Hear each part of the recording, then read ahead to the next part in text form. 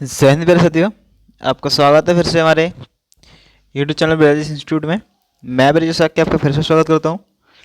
जैसे कि आप लोग देख पा रहे होंगे, आज ही क्लास में हम थंबनेल देख कर आए होंगे, केमिस्ट्री, फिजिक्स, बायो तीनों कंप्लीट करेंगे। बात करेंगे, वीडियो छोटी रहेगी पर उसमें कुछ टॉपिक होंगे जो तीनों के होंगे, फिजिक्स, केमिस्ट्री, बायो सबके होंगे टॉपिक, पर वही होंगे जो मेन मोस्ट होंगे। ठीक है, और धीरे धीरे करके ये सब वीडियो आएंगी आपके पास, धीरे धीरे करके पूरे किताब का मेन मोस्ट वीडियो होगी वो सब आपके पास आ जाएंगे धीरे धीरे। ठीक है, तो टेंशन नहीं लेना है।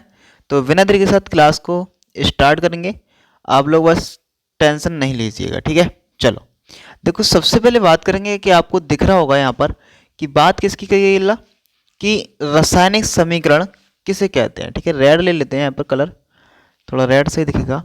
मतलब रासायनिक समीकरण किसे कहते हैं, ये थोड़ा सा टॉपिक है, बहुत छोटा सा है और सिंपल सा। देखो समझोगे तो कुछ भी हार्ड नहीं है। ठीक है, समझोगे तो कोई भी चीज़ हार्ड नहीं है, बस आपकी आपकी अपनी अपनी सोच होती है कि हार्ड हार्ड है, ऐसा कुछ नहीं है। तो देखो बिना देरी के साथ मैं आगे बढ़ता हूँ। बोला क्या कहता है, रासायनिक समीकरण किसे कहते हैं। देखो रासायनिक समीकरण कहते किसे हैं, देखो सबसे पहले समझना कि बोला क्या है मैंने, रासायनिक समीकरण अभिक्रिया में भाग लेने वाले अभिकारक, ठीक है, अभिकारक तथा अभिकारक अभिक्रिया के फलस्वरूप प्राप्त होने वाले उत्पादों को जो मानक प्रतीक या फिर सूत्र द्वारा निरूपित किया जाता है उसे रासायनिक समीकरण कहते हैं। ठीक है, देखो इन्होंने बोला क्या था, मतलब किसी की एक रासायनिक द्वारा प्रदर्शित किया जाता है। जैसे एग्जाम्पल दे रखा है इन्होंने, कि एग्जाम्पल क्या दिया है, थोड़ा सा जूमिंग करते हैं यहाँ पर। एग्जाम्पल दे रखा है जैसे मैग्नीशियम तथा ऑक्सीजन की रासायनिक अभिक्रिया से मैग्नीशियम ऑक्साइड बनाना, ये प्रक्रिया तो रासायनिक समीकरण है। जैसे बात करूंगा, मैं ऐसे लिखूंगा यहाँ मैग्नीशियम प्लस ऑक्सीजन, ऐसे ना लिख के हमने बोला ला कि Mg प्लस कौन लिखोगे, O2 लिखोगे, बना क्या लेंगे अल्लाह, तो भाई सीधी सी बात है मेरे भाई, MgO बना लेंगे। ठीक है, क्या बोला, मैग्नीशियम ऑक्साइड, जिसमें ऑक्सीजन कितने दो से गुणा कर देंगे, और इधर कितने Mg दो से गुणा कर देंगे, वैलेंसी पूरी।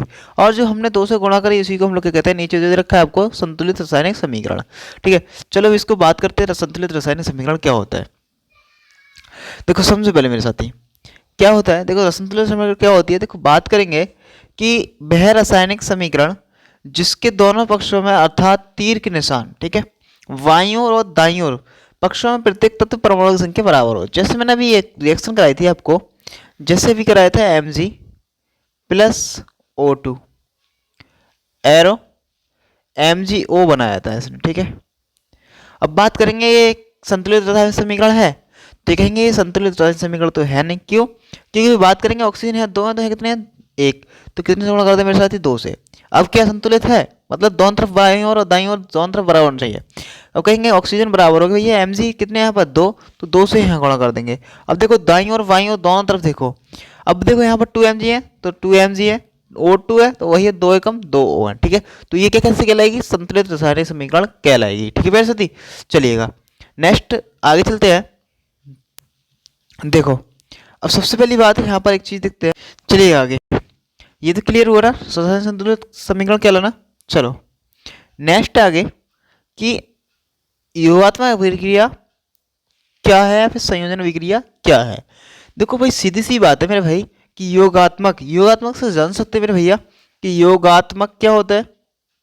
योगात्मक मतलब योग प्लस आत्मक, मतलब जो भी योग करना है हम लोग को, सीधी सी बात है, क्या करना है मेरे भाई, योग करना है। अब योग किसी का भी सही मतलब मानते हैं। देखो सबसे पहली बात करेंगे, यहाँ पर रखा है जब दो या दो से अधिक पदार्थ मतलब तत्व या फिर यौगिक संयोग करके, मतलब संयोग करके मतलब ऐड हो गए, ठीक है, मतलब जुड़कर, ठीक है, तो कह रहा है एकल उत्पादन आता है, मतलब सीधी सी बात है, एकल उत्पाद का निर्माण करते हैं। कह रहा है तब ऐसी विक्रिया को संयोजन विक्रिया या फिर योगात्मक विक्रिया या फिर संकलन विक्रिया कहते हैं। सीधी सीधी सबको मारो गोली। बात सुनो, एक लड़का और एक लड़की समझ लो भाई, यहाँ पर क्या हो गया, चलो दोबारा से लेते हैं। एक बॉय मान लो और एक लड़की मान लो, तो इन दोनों में क्या हुआ, लड़की में लड़के से प्यार हुआ, और इसके बाद क्या हुआ, इनकी शादी हो गई। अब शादी हो गया तो मतलब क्या होगा, ये बीजी बीजी मतलब एक उत्पाद बना लिया उन्होंने, क्या, एक परिवार का, ठीक है, फैमिली का, फैमिली प्लानिंग रहेगी इन लोगों की भाई, और फैमिली का क्या बना लिया उन्होंने, एक परिवार बना लिया। और परिवार बना लिया मतलब जब क्या थे, ये दो व्यक्ति थे, एक इस घर का एक इस घर का, तो इन दोनों को मिलकर क्या कर, उन्होंने शादी करी, शादी के बाद एक फैमिली बन गई इनकी। अब फैमिली बन गई, उसी को हम लोग क्या कह रहे हैं, योगात्मक अभिक्रिया। मतलब जब दो या दो से अधिक मिलकर क्या बनाते हैं, एक एकल उत्पाद बनाते हैं, मतलब कोई भी एक चीज प्राप्त करते हैं, उसको हम लोग क्या कहते हैं, बताओ भाई, संयोजन विक्रिया कहते हैं। ठीक है जी, चलो एग्जाम्पल समझते हैं। एग्जाम्पल क्या रहेगा भाई, सबसे पहले एग्जाम्पल की बात करते हैं। यहाँ पर जैसे बात करेंगे बिना बुझे चूना, कलाई को ले लेते हैं और किसके साथ मिलाते हैं, ये जल के साथ मिलाते हैं, और कलाई होता है बिना बुझे चूना। और बताओ ये क्या बना लेता है, यहाँ से ओ कितने हो जाते हैं, दो, दो तो क्या हो जाएगा, ओ एच का होल ट्वाइस हो जाएगा, और यहाँ पर कौन है हमारे पास, सी ए, तो कैल्शियम हाइड्रोक्साइड जिसे कहते हैं अल्लाह बुझा हुआ चूना, जिससे आप पुताई करते हो। ठीक है, ये कलाई ओनली, कलाई कैसी है, बिना बुझी। ठीक है, और ये पानी में डाल के हम बिल्कुल पोतने लायक है। ठीक है, ये चीज समझे। ठीक है, चलिएगा आगे चलते हैं। नेक्स्ट, विस्थापन विक्रिया। विस्थापन विक्रिया क्या होती है मेरे साथी, मतलब विस्थापन विक्रिया किसे कहते हैं। ठीक है लाडलो, चलो लाडलो देखते हैं सबसे पहले यहाँ पर विस्थापन विक्रिया क्या है, क्या कहना चाह रहे हैं ये। तो देखो विस्थापन विक्रिया मतलब ऐसी विक्रिया है जिसमें अधिक क्रियाशील पदार्थ कम विक्रियशील पदार्थ को उसके योग से अलग कर देते हैं, विस्थापन विक्रिया कहलाती है। जैसे मानते हैं कि एक Vg है और यहाँ पर प्लस मानते हैं कोई एक हैंडसम HB, मतलब हैंडसम बॉय। तो भाई यहाँ से क्या करेगा, भाई लड़की का काम होता है अच्छे लड़कों को पसंद करना। ठीक है, तो अच्छे लड़कों को पसंद करना तो सीधी सी बात है, यहाँ पर क्या करेगी, मतलब लड़की अभी किसके साथ थी, सादा सिंपल लड़के के साथ, तो इस ये क्या करेगी भाई, हैंडसम वाले के साथ चली जाएगी, मतलब ये पैसे में ज़्यादा है तो क्या होने लगेगा, HVG हैंडसम बॉय गर्लफ्रेंड, और ये क्या रह जाएगा अकेला, हम बार जो भैया है ना वो इस प्रकार से अकेला भटकता रह जाएगा, क्योंकि हम बार भी भटक ही रहे हैं। ठीक है ना, मतलब थी कोई भी, वो हैंडसम थी, ठीक है, और वो छोड़ के चली गई, है ना, यही ना, ऐसा कुछ भी नहीं है, चलिएगा मौज मस्ती के टाइम पे मौज मस्ती चल जाती है। ठीक है, माना एक बार को चली गई, भाई मैथ वाले हैं और साइंस वाले हैं, मान सकते हैं भाई हम तो। ठीक है ना, चलो नेक्स्ट, अब देखो समझते हैं क्या, अब मेन रीजन समझते हैं क्या होता है विस्थापन विक्रिया। जैसे बात करते हैं Fe प्लस CuSO4 एरो, बात करते हैं नेक्स्ट। अब क्या करेगा, देखो कॉपर है मेरे साथी, कॉपर क्या है ऊपर, अब कॉपर जब ऊपर है मतलब क्या ऊपर है या नीचे, तो कहेंगे नीचे। Fe कौन है ऊपर, मतलब हैंडसम है। ठीक है, ये क्या है ऊपर, किसमें, सक्रियता श्रेणी में, ये क्या है ऊपर है वो, ये क्या है नीचे। ठीक है, अब ये क्या है नीचे, अब नीचे है तो भैया क्या करेगा, सीधी सी अगर अल्लाह हट जाए एक तरफ को, क्योंकि ये मेरी गर्लफ्रेंड है तो हम कह देंगे भैया ये मेरी गर्लफ्रेंड है, तो FeSO4 बना लेगा, और कॉपर भैया कमजोर है वो क्या कहेगा, ले ले लड्डू खा आराम से बैठ के। ठीक है, तो ये कॉपर लड्डू खा रहा है आराम से। ठीक है, सक्रियता श्रेणी के अनुसार। ठीक है, अब भाई हैंडसम लड़का ये था, अब भाई लड़की का काम ही है भाई ये अच्छे लड़के को पकड़ना, तो SO4 क्या है, एक लड़की, लड़की मतलब लड़का, और आयरन क्या है, एक भाई लड़का, पकड़ लिया तुरंत भाई। जल्दी से मौका कौन छोड़ता है, तुम ही हो, कोई अच्छी लड़की को छोड़ दोगे, तो कहोगे ना काश मेरी होती है ना। चलो कोई ना भाई, ये सब आपको समझाने के लिए किया जाता है ना, फिर आप समझ बैठो कि भैया टीचर हैसियत करे, ऐसा कुछ नहीं है। ठीक है ना, चलो ये तो आपको समझाने की बात है कि कैसे आप समझ सकें और कैसे आप याद रख सकें।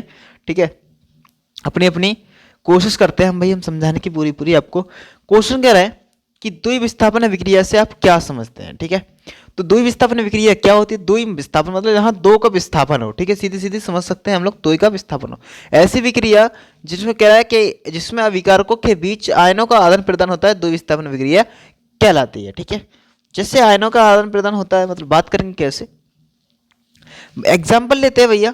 जैसे एक यहीं पर लड़के लड़कियों पे समझो तो समझ लो कि एक Vg और प्लस ऐसे मान लेते हैं Vg dash B dash G dash, बहुत से कहती है, मतलब आजकल लड़कियों का क्या कर रहा है चक्कर है भाई, ये इसके बॉयफ्रेंड को पसंद करती है और ये लड़की क्या करती है, इसके बॉयफ्रेंड को पसंद करती है, तो क्या बना लेगा ये Vg डैश बना लेगा, और प्लस ये क्या बना लेगी V डैश G बना लेगी। ठीक है, क्यों, क्योंकि आजकल अपना पसंद नहीं है किसी को, दूसरे की बीबी, दूसरे की गर्लफ्रेंड ये पसंद है, दूसरे का हस्बैंड, दूसरे का बॉयफ्रेंड, ये चीज़ें पसंद है आजकल, कि अरे उसका बहुत बढ़िया हस्बैंड है, उसकी बहुत अच्छी गर्लफ्रेंड है, तो उसको क्या करते हैं भैया छोड़ देते हैं, दोनों एक दूसरे को आदान प्रदान कर लेते हैं।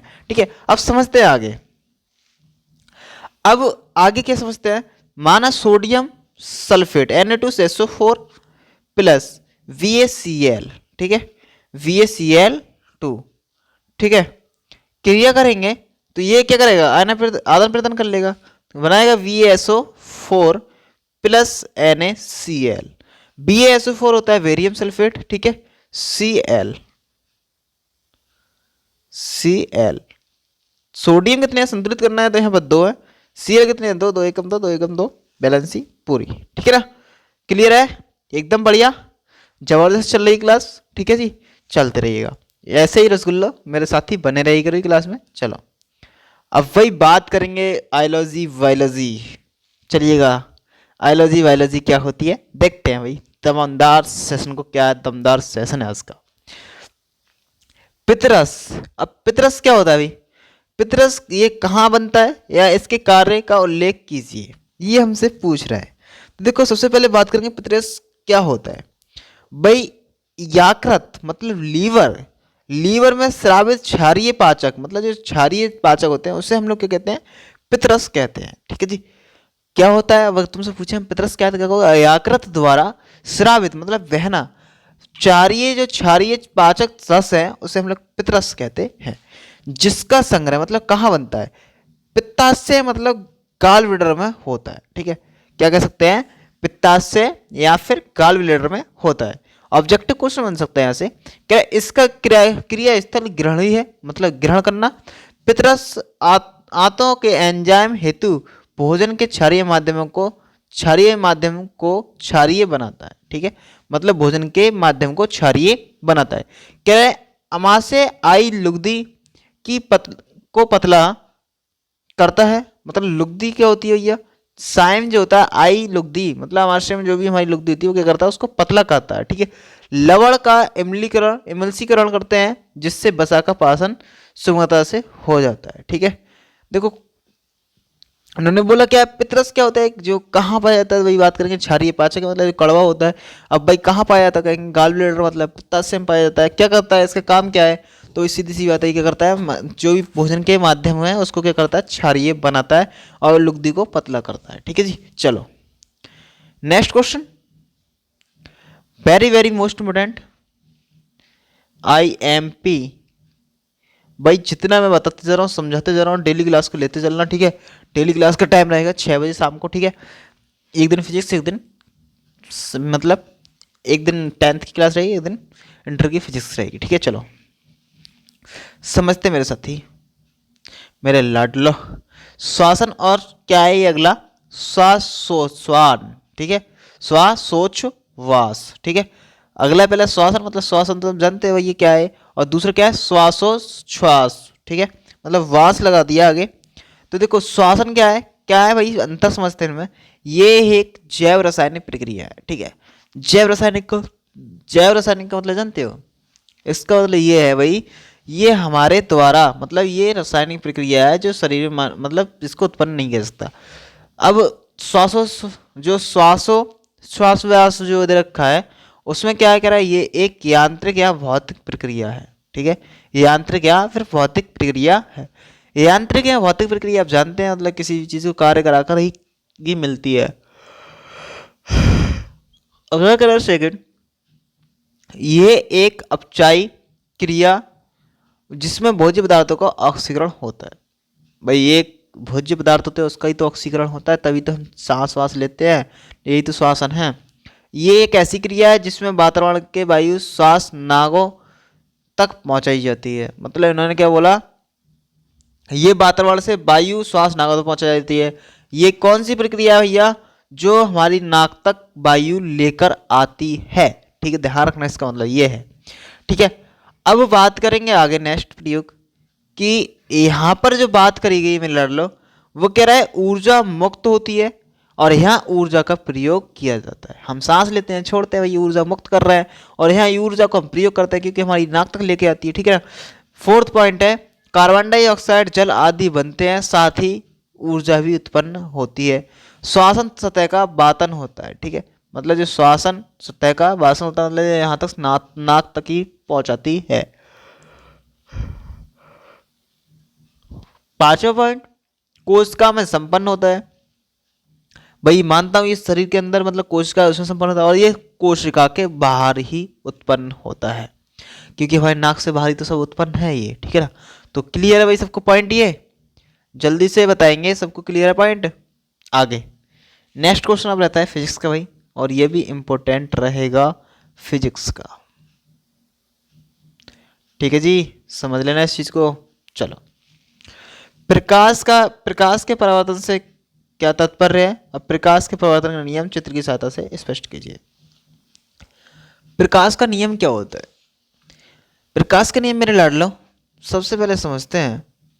प्रकाश का नियम जो होता है मेरे लाडलो, वही होता है किसी भी चिकनी सतह से तल से टकराकर कोई प्रकाश की किरण उसी माध्यम में लौट आती है, इसको हम लोग क्या कहते हैं? प्रकाश का परावर्तन कहते हैं।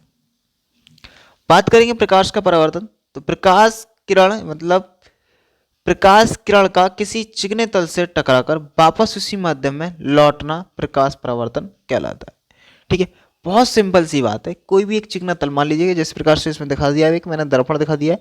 दर्पण क्या है? चिकना तल है। ये क्या है? आपतित किरण, मतलब मैंने कोई टॉर्च दिखाई और टॉर्च दिखाने के बाद वापस उसी माध्यम में चली जाती है। ये चीज हमने क्लियर करी। और इसके बाद बात करेंगे कि माना mn क्या है? एक परावर्तक तल है, परावर्तक तल है जिससे परावर्तन किया जाता है। ठीक है, अगली बात, परावर्तक तल पर an प्रकाश किरण आपतित है। भाई an कौन है? ये वाली है। ठीक है, मतलब क्या है भाई? आपतित है। ठीक है, ये आपतित है। ठीक है, अगला nc कौन है भैया? परावर्तित किरण है। और n डैश क्या है भैया? एक परावर्तक तल पर आपतन बिंदु पर खींचा गया अभिलंब।